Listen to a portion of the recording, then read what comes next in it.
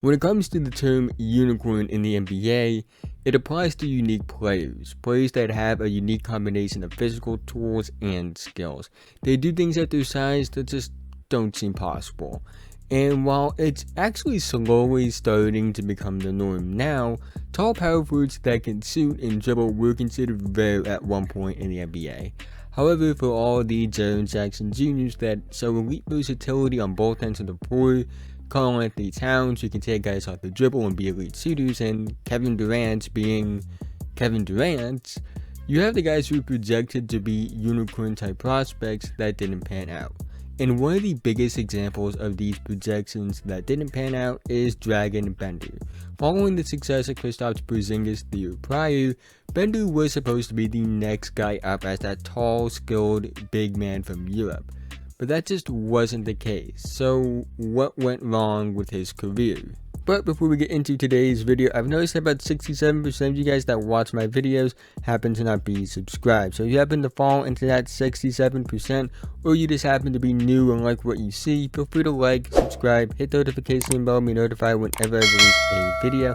I make videos to take elements from film essays and apply them to basketball. I also make videos covering the NBA draft and high school basketball as well. So if any of those things interest you, this is the channel for you. Let's try to get 60 likes on this video. Also, make sure you follow my Twitter and my TikTok if you want more basketball content, more basketball talk, or if you want to see what I'm like outside of basketball. But with that being said, let's get right into the video.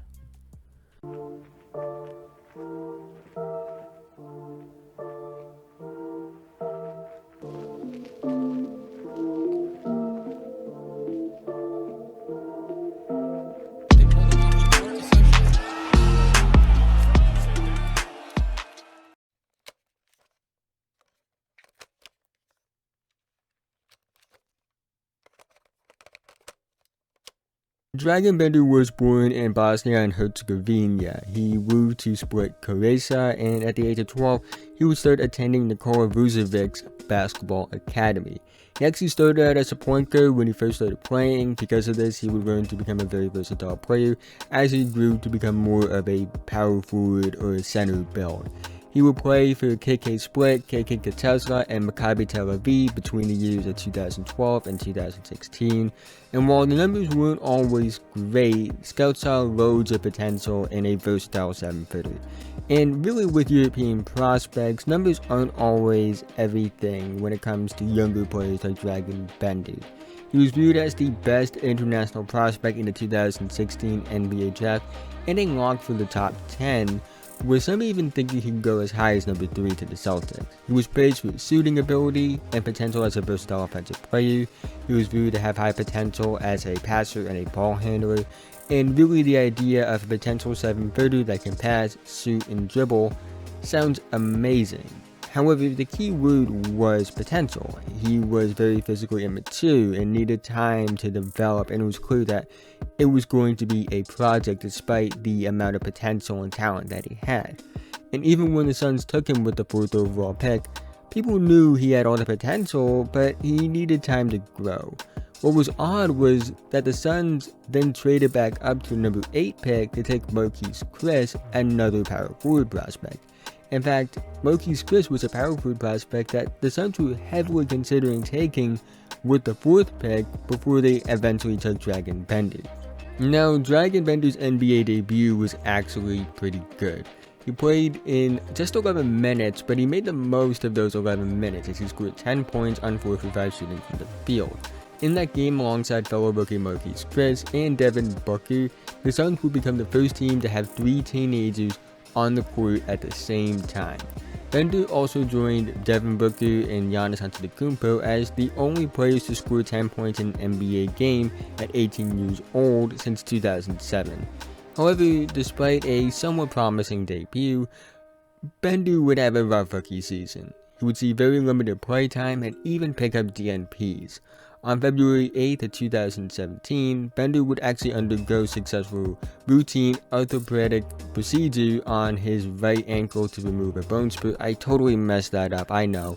But what is important is because of the surgery, he wouldn't play again until April 2nd. In his rookie season, Bender wasn't impressive to say the least. He averaged just 3.4 points a game and 2.4 rebounds a game on 35.4, 27.7, 36.4 shooting splits. However, everyone kind of knew it was just a rough year in general, and he was dealing with injuries. Plus, again, he was expected to be a project player, so people still had hope, and considering how young he was, it was understandable. And when he averaged 14 points a game and 6 rebounds a game during the summer league, people were excited to see him take that jump in his second season. In his second season, Dragan Bender would play in all 82 games and average 25 minutes per game.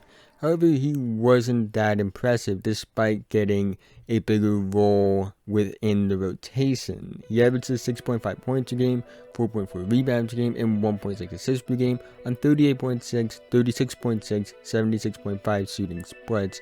And while he did show some flashes, like scoring 17 points in the second half of a game against the OKC Thunder, and having a 14.14 rebound a game against the Warriors, while also overall for the season shooting almost 37% from 3 on almost 4 attempts, it wasn't enough for the Suns, and he wasn't progressing at the level the Suns wanted him to.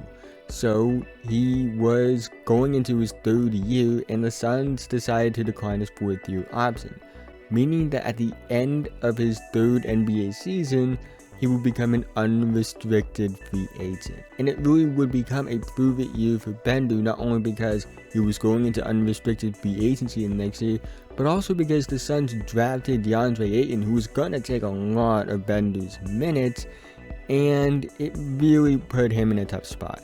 And despite Bender having a 7-block game against the Pelicans, Bender would regress that season, picking up DMPs, averaging just 5 points a game, 4 rebounds a game, and 1.2 assists per game on 44.7, 21.8, 59.3 shooting splits. And after that disappointing season, it was off to free agency. Bender would sign a 2-year minimum deal with the Milwaukee Bucks, with the first year being partially guaranteed, and the second year being non-guaranteed. Because the Bucks actually didn't waive him on January 7th, the first year would become fully guaranteed. He would spend time in the G League, he would get waived on February 10th, he would then sign a 10-day contract with the Golden State Warriors 13 days later. Now, I want you to understand the context of what has happened so far. He's a former 4th overall pick at just 22 years old at the time, signing a 10-day contract with a team that had the worst record in the league. And while in those 9 games he played with the Warriors, he was okay, it wasn't enough. He would sign with Maccabi Tel Aviv in September of 2020. So what actually went wrong with his career? One thing that actually always bothered me when it came to his rookie season was he never was sent down to the G League. He was playing inconsistent minutes at best in the NBA during his rookie year, and I think the G League would have been beneficial for him to get play time and for his development. I think teams and fans view the G League as a bad thing, which is a horrible mindset. If you draft an 18-year-old top forward knowing that they need time to develop, then I think sending them down isn't the worst thing ever, especially if you don't plan on giving them consistent minutes at the NBA level. I really think this is something that could have helped Bender's career in the short and long term. It was clear from the start he needed time to develop, and he needed to get consistent minutes one way or another, whether that be in the G League or the NBA. I understand if you kind of bring a player along slowly and you don't play them consistent minutes because you want them to develop behind the scenes if you're a good team. The Suns weren't a good team. They had top 3 lottery odds like 3 years in a row after drafting Bender. And really because of that, it really just never made sense as to why they didn't just play him at a consistent rate in the NBA or send him down to the G League if you felt he wasn't ready. And that's just something that always has bothered me when it came to like his rookie year, because it wasn't fair to him that he wasn't getting consistent minutes when you're a high draft pick on a team that's not good. Like, that can take a toll on a player mentally when you do stuff like that. So I think, he had to get consistent minutes one way or another. That was the biggest thing for me when it came to why his development just didn't end up working. And the other big reason for me is the hype following Kristaps Porzingis' rookie season.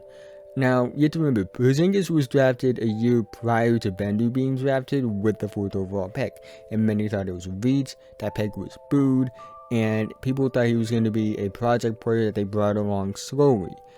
But Porzingis had a much better rookie season than expected, and I think that played a gigantic factor in Bender going as high as he did. Now, realistically, looking back on it, I do think that when you look at his tape, and you compare it to other prospects in that draft and their tape, Bender probably would have gone in the 7 to 10 range rather than a top 4 in hindsight, even based off just looking at the tape from his overseas stuff. He was a player that was clearly talented and had maybe a top 4 ceiling, but he also needed to be in the right situation. But because of that hype, he was pushed up to the board to teams that wouldn't put him in the right situation to find success, and I do think that played a factor. I think people expected him to be Kristaps Porzingis, be NBA ready, and that just wasn't the case because they aren't the same players, at all, minus the fact that they're both tall and can shoot. That's really about it, and I think that was unfair to him. But that is the end of this video. If you've made it to this point, thank you so much. Again, if you haven't already, like, subscribe, do all those things, be a big help to me. Let me know down in the comment section below, what do you think about Dragan Bender? What do you think he could have been had he gone to the right situation and was developed properly?